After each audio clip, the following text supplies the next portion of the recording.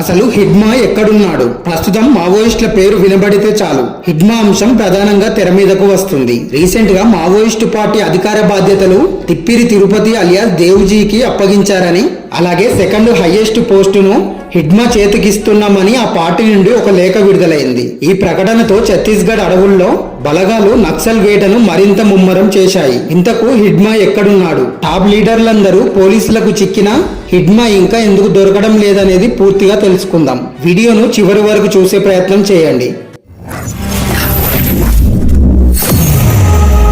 Operation Kagar ప్రారంభమైనప్పటి నుండి అనేక సార్లు హిడ్మా లొంగిపోయాడని, మరికొన్ని సార్లు అయితే ఎన్కౌంటర్ లో మరణించాడని మీడియాలో అనేక వదంతులు వినిపించాయి. దీనికి తోడు హిడ్మా సొంత గ్రామమైన పూవర్తిలో కూడా సిఆర్పిఎఫ్ బేస్ క్యాంపును ఏర్పాటు చేశారు.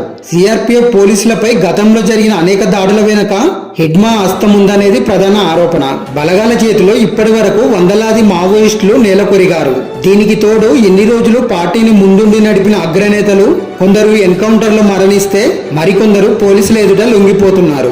ఆపరేషన్ కగర్ ప్రారంభమైనప్పటి నుండి మావోయిస్టు పార్టీ గడ్డుకాలం ఎదుర్కొంటోంది. దీనికి తోడు నంబాల కేశవరావు మృతిని కూడా దళ సభ్యులు జీర్ణించుకోలేకపోతున్నారు. అంతేగాక రీసెంట్ గా అమిత్ షా ఛత్తీస్గఢ్ లోని బస్తర్ లో పర్యటించిన వేళ మరోసారి మావోలను ఉద్దేశించి కీలక వ్యాఖ్యలు చేశాడు. 2026 మార్చి 31 నాటికి నక్సలిజాన్ని పూర్తిగా చెరిపేస్తాం.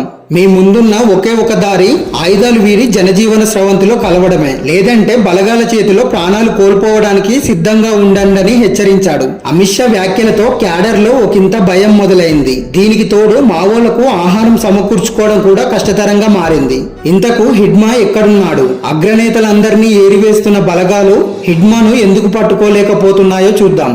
సాధారణంగా హిడ్మా తోటి మావోలతో కలివిడిగా ఉండేవాడు కాదని అనేక సార్లు విన్నాం. అంతేగాక కొత్తగా రిక్రూట్ అయిన నక్సల్స్ తో హిడ్మా స్నేహపూర్వక సంబంధాలు కొనసాగించకపోవడం వల్ల లొంగిపోయిన నక్సలైట్ల నుండి పోలీసులు ఎలాంటి సమాచారం రాబట్టలేకపోతున్నారు. అతని దళంలో కేవలం హిడ్మాకు నమ్మకంగా పనిచేసే వారిని మాత్రమే నియమించుకోవడం కూడా మరొక కారణం. ఆదివాసీ గిరిజన బిడ్డ అవడం వల్ల అడవిపై ఉన్న పట్టుతో హిడ్మా చాలాసార్లు ఎన్కౌంటర్ నుండి తప్పించుకున్నాడు. అయితే రీసెంట్ గా మధ్వీ హిడ్మా కర్రెగుట్టల్లో దాగున్నాడనే సమాచారంతో బలగాలు ఆ ప్రాంతంలో కూంబింగ్ నిర్వహించాయి. హిడ్మా సొంత గ్రామం కర్రెగుట్టల పరిసర ప్రాంతంలో ఉండడం కూడా ఈ అనుమానాలకు మరింత దారితీశాయి. ఎప్పుడైతే బలగాలు కర్రెగుట్టల్లోకి ఎంటర్ అయ్యాయో హిడ్మా వారి కళ్ళు గప్పి చాకచక్యంగా తప్పించుకున్నాడు. ఇతడు ఇన్నేళ్ల నుండి ఛత్తీస్గఢ్ పోలీసులకు చిక్కకపోవడానికి మరొక కారణం హిడ్మా ముఖ చిత్రం ఎలా ఉంటుందో ఎవరికీ తెలియదు. కేవలం ఉద్యమంలో చేరిన తొలినాళ్ల ఫోటోను మాత్రమే ఛత్తీస్గఢ్ ప్రభుత్వం గుర్తించింది. రీసెంట్ గా జరిగిన అబూజ్మడ్ ఎన్కౌంటర్ లో ఒక మావోయిస్టు ప్యాంటు జేబులో హిడ్మా తాజా చిత్రాన్ని బలగాలు ధృవీకరించాయి. దీంతో నక్సల్ కథ మొత్తం అబూజ్మడ్ అడవుల వైపుకు మళ్లింది. ఎందుకంటే మావోయిస్టు జనరల్ సెక్రటరీ అయిన నంబాల కేశవరావు కూడా ఇదే అడవుల్లోనే ఎన్కౌంటర్ లో మరణించాడు. నంబాల మరణంతో హిడ్మాతో పాటు అగ్రనాయకులందరూ కూడా అబూజ్మడ్ అడవుల్లోనే దాగి ఉన్నారని బలగాలు కూంబింగ్ ని మరింత తీవ్రతరం చేశాయి. ఛత్తీస్గఢ్ లోని అబూజ్మడ్ అభయారణ్యం దాదాపు 4000 స్క్వేర్ కిలోమీటర్ల పరిధిలో విస్తరించి ఉంది. ఈ ప్రాంతం ఛత్తీస్గఢ్ రాష్ట్రమైన నారాయణపూర్, బీజాపూర్, దంతెవాడ లాంటి మరికొన్ని జిల్లాల్లో ఎత్తైన కొండలను కలిగి ఉండడం వల్ల నక్సలైట్లకు ఏళ్ల తరబడి కంచుకోటగా ఉంది.